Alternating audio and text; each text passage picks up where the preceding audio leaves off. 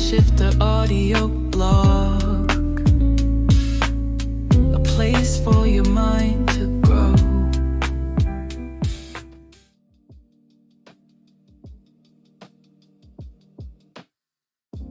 You tried it once and called it quits. That business idea that you abandoned after the first launch flopped? That wasn't failure. That proposal you stopped pitching after one rejection? Not failure. That research direction you gave up on when the initial data didn't support your hypothesis? Still, not failure. Do you know how to tell when you've actually failed? It's when you stop. I've watched brilliant entrepreneurs pack up their dreams after one failed product launch. I've seen doctoral candidates abandon years of work because their first major experiment didn't yield the results they expected. And every single time, I want to grab them by the shoulders and ask, what did you learn? Because here's what actually happened in that failure you're mourning. You discovered what doesn't work. And that's not the end of the story. That's the beginning of the next chapter. Do you hear me? Your business didn't fail because you're not cut out for entrepreneurship. It struggled because you had one thing slightly off. Maybe it was timing. Maybe you launched in Q4 when your audience doesn't have the budget to spend. Maybe your product was perfect, but your messaging was speaking to the wrong pain point. Maybe you were solving a problem your customer didn't actually have because you didn't listen before you built. I've been there. Most of us have. You pour everything into an idea. You launch it and then crickets. Or worse, lukewarm reception. And in that moment, it feels personal.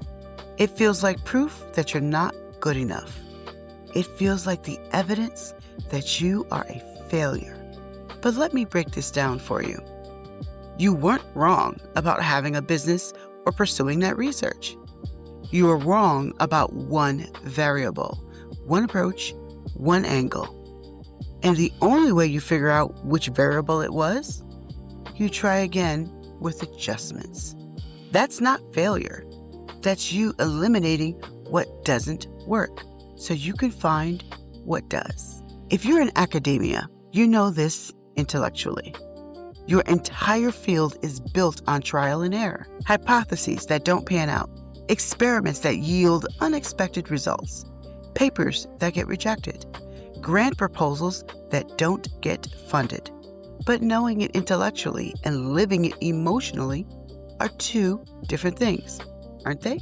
That dissertation chapter that your advisor tore apart, that conference presentation that landed flat, that theory you were so sure about that the data contradicted, those aren't signs you should quit your PhD or abandon your research trajectory. Those are signs you need to refine, pivot, and approach it differently.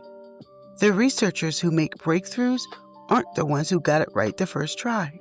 They're the ones who failed forward 50 times before something clicked. Here's what nobody tells you when you start a business or enter a doctoral program.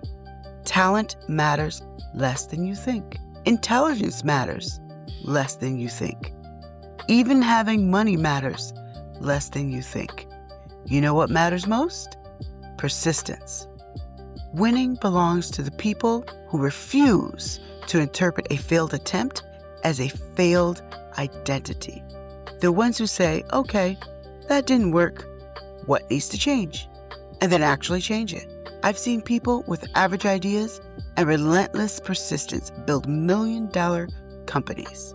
I've seen researchers with modest initial findings go on to publish groundbreaking work because they didn't quit when the first journal rejected them. And I've seen brilliant people with exceptional ideas give up after one setback because they mistook a failed attempt as a failed self. Don't be that person. Your first business attempt that didn't take off, that's not your entrepreneurial story. That's your origin story. The part where you learned what your market actually needs, where you discovered that your assumptions were wrong and reality was different. where you figured out that your audience wasn't who you thought they were? Your rejected grant proposal? That's not the end of your research. That's where you learned how to better articulate your value, where you discovered which funding bodies aligned with your work, where you refined your methodology. Every successful business owner you admire has a graveyard of failed attempts behind them. Every published researcher you respect has a stack of rejection letters they could wallpaper a room with. The difference between them and the people who quit, they kept attempting. You don't need to be perfect on the first try. You don't need to have it all figured out before you start. You don't need to avoid failure. You just need to refuse to stop. So take that failed launch and dissect it. What was the one thing that was off? Fix that. Try again. Take that rejected paper and get feedback. Revise it. Submit it somewhere else. Take that product nobody bought and ask yourself, was I solving the right problem? Was I talking to the right people? Did I launch at the right time? And then adjust and try again and again and again, because you haven't failed until you stop attempting. And winning doesn't belong to the smartest, the wealthiest, or the most talented. Winning belongs to the most persistent. You are not a failure. You are a success in progress. Now, act like it. The MindShifter Audio Blog, a place for your mind